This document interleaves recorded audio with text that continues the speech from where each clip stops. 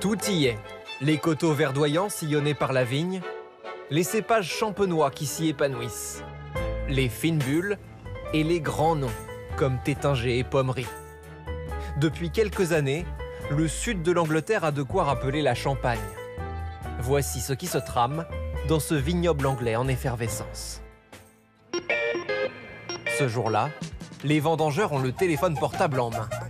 Ce sont des influenceurs anglais, conviés par la maison Pommery dans ses parcelles du Hampshire pour faire connaître son nouveau vin pétillant, 100% british.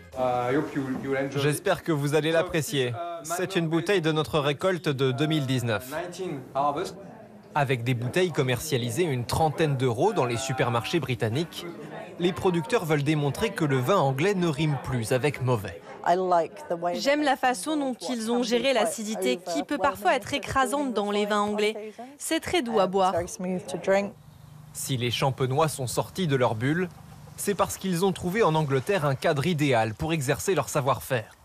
Certes, le temps est plus venteux et humide, mais avec le réchauffement climatique, ils sont comme à domicile. Au niveau des températures, on peut dire que ça ressemble un peu à ce qu'on pouvait connaître dans les années 50 jusqu'à 70, avec quand même des vendanges d'octobre qu'on a connues il y a très longtemps en Champagne. Et en dessous, c'est de la pure craie, la même craie qu'on peut trouver en Champagne. Autre atout majeur, l'hectare de vigne anglais coûte 20 fois moins cher qu'en Champagne. Et Pommery n'est pas la seule maison française à avoir flairé la bonne affaire. Il y a une dizaine d'années, Taittinger a acquis 70 hectares pour y planter ses vignes de pinot noir, chardonnay et pinot meunier, les cépages du Champagne. Mais on n'est pas du tout venu chercher la similitude avec la Champagne. Nous, on est arrivé avec une connaissance de la vigne et l'idée, c'était de justement produire un vin local, alors pétillant, un sparkling, mais qui exprime 100% le terroir du Kent. Dans quelques mois, le domaine commercialisera sa toute première cuvée au Royaume-Uni. Je suis très surprise par la salinité. Je ne pensais pas que le vent salé pouvait impacter autant sur les vins. L'aboutissement d'un pari de longue date pour le cofondateur britannique du domaine.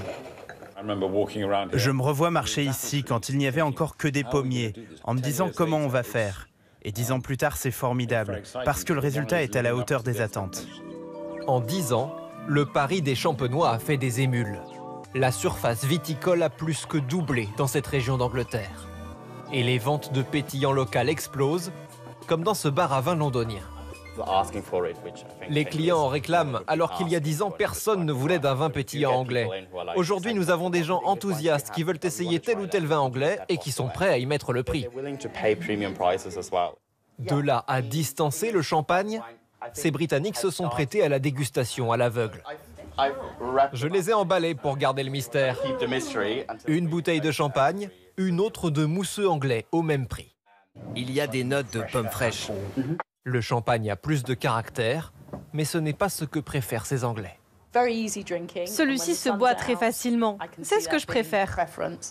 Quand je voyage, j'amène du pétillant anglais pour le faire découvrir, car tout le monde a déjà goûté le champagne. Pour l'heure, le mousseux anglais ne fait pas d'ombre à son cousin renommé. Le Royaume-Uni reste le deuxième plus gros consommateur de champagne hors de France, juste après les États-Unis.